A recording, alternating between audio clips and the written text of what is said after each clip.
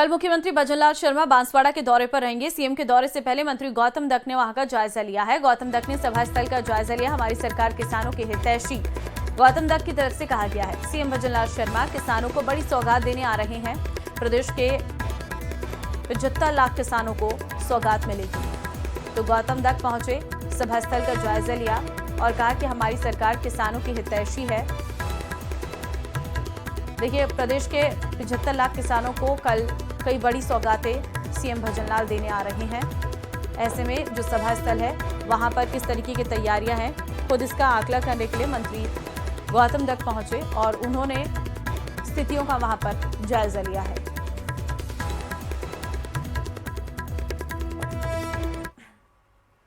Rajasthan high court से जुड़ी बड़ी खबर आपको हम दे रहे हैं, जहां पर छात्र संघ चुनाव बहाली के लिए दायर याचिका पर सुनवाई आज। कोर्ट ने राज्य सरकार और राजस्थान यूनिवर्सिटी को दिए थे नोटिस। आज दोनों ही ओर से दायर होना है हाईकोर्ट में जवाब। साथ ही कई अन्य छात्रों की ओर से भी पेश होंगी याचिकाएं। छात्र संघ चुनाव पर लिंग 2 कमेटी सिफारिशों के आधार पर याचिका। जस्टिस अनूप कुमार की एकल पीठ में केस की सुनवाई।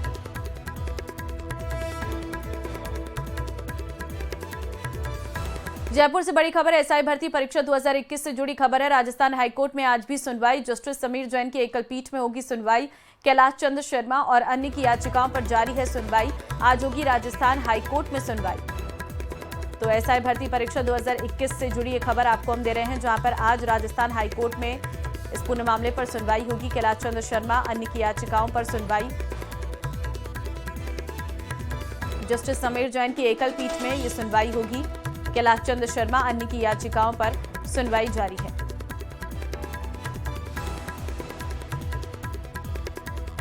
दौसा की सेंट्रल जेल शालावास में कैदी का वीडियो वायरल होने के मामले में जेल अधीक्षक सौरभ स्वामी ने पापदादा मामला दर्ज कर लालसोट के अतिरिक्त पुलिस अधीक्षक दिनेश अग्रवाल ने बताया कि जेल विभाग ने एक वीडियो उपलब्ध कराया है और मुकदमा दर्ज कराया है। उन्होंने बताया कि वीडियो में रविंद्र और कालू ने जेल के अंदर ये वीडियो शूट किया है। प्राथमिक जांच में जेल विभाग ने ये वीडियो शालावास जेल का ही होने की पुष्टि की है। वीडियो कब बनाया गया, इसकी जांच की जा रही है। इसके लिए बंदी रविंद्र उर्फ कालू को अरेस्ट किया जाएगा। उसके बाद ही ये जानकारी निकलकर सामने आएगी। आपको बता दें कि रविंद्र उर्फ कालू मानपुर थाना इलाके में हुए एक हत्याकांड के मामले में जेल में बंद है। हालांकि जेल प्रशासन ने इस बंदी को कुछ दिन पहले ही 22 जुलाई को जयपुर सेंट्रल जेल में ट्रांसफर कर दिया है।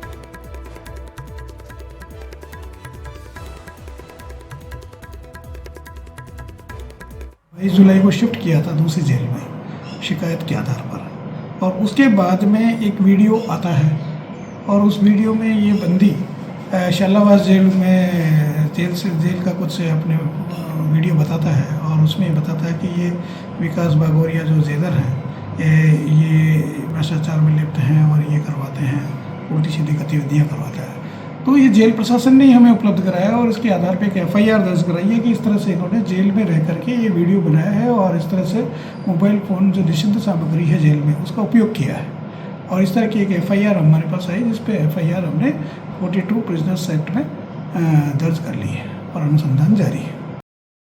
बूंदी से बड़ी खबर आपको देंगे, जहां पर लाडपुरा में ग्रामीणों का सड़क जाम और निजी उद्योग में आ रहे ओवरलोड वाहनों से खुद ही सड़क को दुरुस्त करवाने की कर रहे मांग। मौके पर पहुंची पुलिस समझाइश कर रही है। तो जानकारी इस वक्त आपको हम दे रहे हैं, जहां पर ओवरलोड वाहनों से खुद ही सड़क को दुरुस्त करने की मांग की जा रही है। यहां पर लाडपुरा में ग्रामीणों का सड़क जाम और ओवरलोड वाहनों से खुद ही सड़क को दुरुस्त करने की मांग की जा रही है। मौके पर पहुंची पुलिस जो है वो समझाइश कर रही है।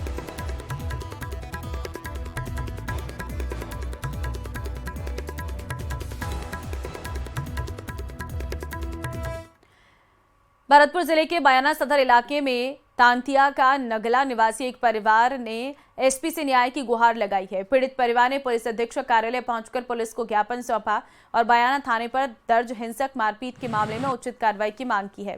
पीड़ित ने बताया कि गांव के कुछ दबंग लोगों ने उनके घर में घुसकर मारपीट की और जेसीबी की मदद से उनकी खेत की तारबंदी को तोड़ अपने हिसाब से मेड़बंदी कर ली है।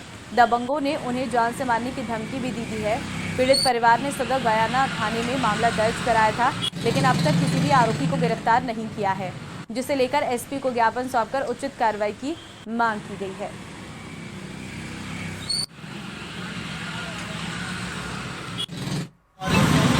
मौजूदगी में घर पे नहीं है। हमारा भाई, हमारा पिताजी और हमारा एक बच्चा था और हमारी औरत थी।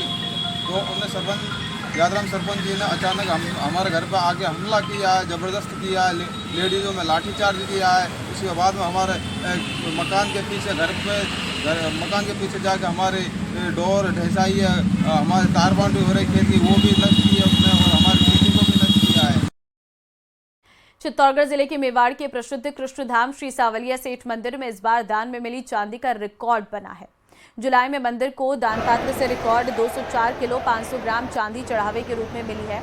कुल 22 करोड़ 22 लाख 76,077 रुपये की नकदी राशि मिली है। ऑनलाइन माध्यम से और मंदिर के भेंट कक्ष में दिए गए दान की भी गणना की गई है। दोनों से 6 करोड़ 9 लाख 69,478 रुपये प्राप्त हुए हैं। इस तरह जुलाई महीने मंदिर को नकदी के रूप में कुल 28 करोड़ 32 लाख 45,555 रुपये चढ़ावा आया है। दान पात्र से 410 ग्राम सोना और 80 किलो 500 ग्राम चांदी निकली है। भेंट कक्ष से 1 किलो 33 ग्राम सोना और 124 किलो चांदी प्राप्त हुई है।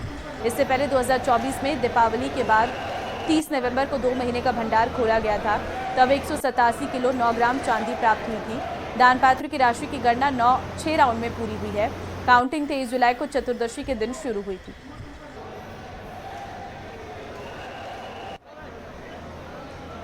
अजमेर के केकडी के सरवाड़ कस्बे की इमारतें, जिसमें बरसों तक तहसील कार्यालय संचालित हुआ, लेकिन अब रखरखाव के अभाव में जर्जर हालत में है। इमारत खंडहर में तब्दील होती जा रही है। बता दें कि किशनगढ़ के राठौड़ वंशी राजाओं के शासनकाल में निर्मित ये भवन शहर के हृदय स्थल पर स्थित है। कभी भवन के मुख्य द्वार के बाहर दोनों ओर लगी तोपें इसकी ऐतिहासिकता का और शान की कहानी कहती प्रतीत होती है, लेकिन अब हालात इसके उलट हैं। इमारत की सुरक्षा, संवर्धन और विकास के लिए नगरपालिका प्रशासन ने भी कई बार प्रस्ताव लेकर राज्य सरकार से इस इमारत को सौंप देने की मांग की है, ताकि खंडहर होते भवन की सुध ली जा सके। सरकार ने अभी तक इस भवन को नगरपालिका को सुपुत्र नहीं किया है। शहर के बीचों बीच है, बहुत पुराना भवन है। अभी यहाँ तहसील चला करती थी, यहाँ चहल पहल हुआ करती थी। अब इसकी दुर्दशा पर आंसू बहा है। इन नशेड़ियों का अड्डा बना हुआ है, इसमें गांजा चरस यहाँ आकर नशे लोग पीते हैं। यहाँ पास में मंदिर है जो बहुत प्राचीन है, इसी के साथ बना हुआ है। प्रशासन को इस पर ध्यान देना चाहिए। इसी निर्जल संपत्ति की देखरेख के लिए प्रशासन को नियुक्त करना चाहिए। बाड़मेर की शिव से बड़ी खबर है। शिव के जोरा नाडा में सोलर कंपनी काट रही खेजड़ी के पेड़। खेजड़ी काटने का लाइव वीडियो आया सामने। स्थानीय लोग पेड़ काटने का पहले ही कर चुके हैं विरोध। सोलर कंपनियों ने विकास के नाम पर हजारों पेड़ काटे हैं। चुपके से पेड़ों को काटकर हाथों हाथ मौके से हटाया है। शिव एसडीएम ने मामले की गंभीरता को देखते हुए कंपनी पर कार्रवाई के लिए टीम भेजी जा रही है। मौके पर राज्य सरकार के पेड़ नहीं काटने के आदेश, राज्य सरकार के आदेशों की अवहेलना यहां पर हो रही है। विकास के नाम पर हजारों पेड़ काटे जा रहे हैं। चुपके से पेड़ों की कटाई हो रही है और उन्हें हाथों हाथ मौके से हटाया भी जा रहा है। लेकिन किसी ने यहां पर यह वीडियो बना ली है, जिसका पूरा मामले का खुलासा हुआ है, जिससे सोलर कंपनी ने विकास के नाम पर हजारों पेड़ काटे हैं।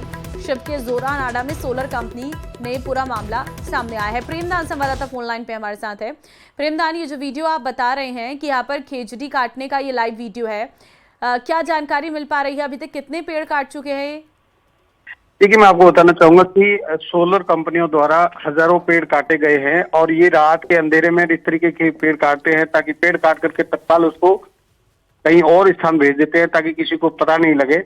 आज ये जो मामला आया है, ये जेनिफर सोलर कंपनी को एनर्जी नाम से कोई कंपनी है जो शिव के जोरानाडा में काम कर रही है और यहाँ पर जो खेजड़ी के पेड़ काटते जा रहे थे और उसको लेके जाया जा रहा था। और उसके साथ ही एक नए पेड़ को काटने का जो ये वीडियो सामने आया है, ये अपने आप में बहुत ही बड़ा सवाल खड़ा होता है कि विकास के नाम पर ये कंपनी, जितने भी जो सोलर कंपनियां काम कर रहे हैं, ये अपने आप में यहाँ पर जो पर्यावरण को बहुत ज्यादा नुकसान पहुंचा रहे हैं।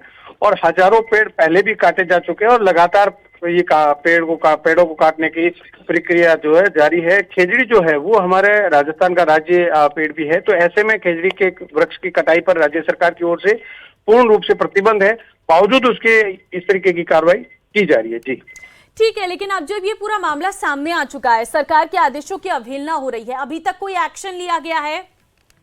देखिए, मेरी बात हुई है जो हमारे सीयू में जो एसडीएम लगे हुए हैं आईएएस यक्ष चौधरी, उनसे बात हुई है। उन्होंने कहा मेरी संज्ञान में ये चीज आई है और संज्ञान में आने के बाद में कार्रवाई के लिए एक टीम को मौके पर भेजा जा रहा है। जी ठीक है, टीम को मौके पर भेजा जा रहा है। अब देखना होगा इस पूरे मामले पर कार्रवाई कब होती है। बहुत धन्यवाद आपका तमाम जानकारी देने के लिए। कोटा के रामगंज मंडी के सुकेत थाना के रिटायर्ड पुलिस अधिकारी छोटू लाल ने रिटायरमेंट होते ही राजनीति में कदम रखा है। थाने से बाहर निकलते ही उन्होंने भारतीय जनता पार्टी की सदस्यता ग्रहण कर ली। भाजपा कार्यालय में आयोजित कार्यक्रम में शिक्षा मंत्री मदन दिलावर ने छोटू लाल को पार्टी का दुपट्टा पहनाकर उनका स्वागत किया। छोटू लाल ने बताया कि पुलिस सेवा में लंबे समय तक लोगों की सेवा करने के बाद अब जन सेवा की भावना से राजनीति में आने का संकल्प लिया है। उन्होंने स्पष्ट किया है कि उन्हें पद या सम्मान की चाहत नहीं, बल्कि आम जनता के बीच रहकर सेवा करने का लक्ष्य है।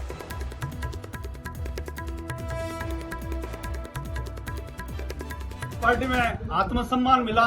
पुलिस को अक्सर लोग जो है तिरछी नजरों से देखा करते हैं, जबकि पुलिस की ताकि विश्वास का प्रतीक है और विश्वास कायम रखना हमारा फर्ज और कर्तव्य था। ये वर्दी किसी संत के भगवा वस्त्रों से कम नहीं थी और पुलिस के डंडे किसी धर्म के झंडे से कम नहीं थे। मैंने पढ़ा था कि जिस देश का संत और सिपाही जागरूक और ईमानदार है, वो देश कभी गुलाम नहीं हो सकता, क्योंकि संत संकेतों से समझाता है और पुलिस का सिपाही बैतों से समझाता है। मैं हमारे मसीहा मदन दिलावर शिक्षा मंत्री राजस्थान सरकार के नेचर से प्रभावित हूँ और मेरा अपना मानना है कि संसार सागर नहीं, एक कीचड़ है। फूल कमल का कीचड़ में ही खिलता है और खिलकर अपने आदर्श सूर्य की ओर बढ़ता है। और मेरे राजनीतिक आदर्श मदन दिलावर, मैं इनकी ओर बढ़ना चाहता हूं, क्योंकि मुझे दिल्ली में नहीं दिलों पर राज करने वाला मदन दिलावर चाहिए। जालोर जिले के सायला थाना क्षेत्र में सोशल मीडिया पर दोस्ती कर एक युवक को रील बनाने के बहाने बुलाकर धमकाकर 1.93 लाख रुपए की धोखाधड़ी करने वाली गैंग का पुलिस ने पर्दाफाश किया है। सायला और गिराव बाड़मेर पुलिस की संयुक्त कार्रवाई में 48 घंटे के भीतर 4 आरोपियों को गिरफ्तार कर लिया गया। बता दें कि आरोपियों ने इंस्टाग्राम पर दोस्ती कर युवक को बुलाया, फिर गाड़ी में बिठाकर गाँव से दूर सुनसान जगह पर ले जाकर जबरन फोन से ट्रांजैक्शन करवा लिए। आरोपियों ने रुपये उड़ा लिए और उसे किसी दूसरे गांव में छोड़कर फरार हो गए। एसपी ज्ञानचंद यादव के निर्देशन में थानाधिकारी सुरेंद्र सिंह के नेतृत्व में कार्रवाई जारी है। पूछताछ में अन्य मामले भी सामने आने की संभावना जताई गई है।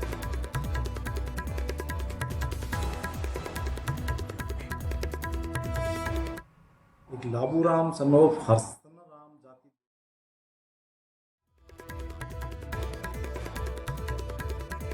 कि मैं सोशल मीडिया के इंस्टाग्राम पर रील बनाने का काम करता हूँ। तो मुझे एक अज्ञात नंबर से फ़ोन आया कि हमें आपसे एक रील बनवानी है। उस अज्ञात नंबर वाले व्यक्ति ने रील बनाने के लिए उनको आमंत्रित किया। आमंत्रित करने के बाद में उसने अपना नाम ईश्वर सिंह बताया। उस व्यक्ति को वहाँ से वो लोग उठा के ले गए, अपहृत करके ले गए। अपहृत करके ले जाने के बाद में उन्होंने उसके साथ मारपीट की और मारपीट करने के उपरांत उससे अकाउंट से करीब 1,93,000 रुपये फ़ोन पे के माध्यम से उसे ट्रांसफ़र करवा लिए।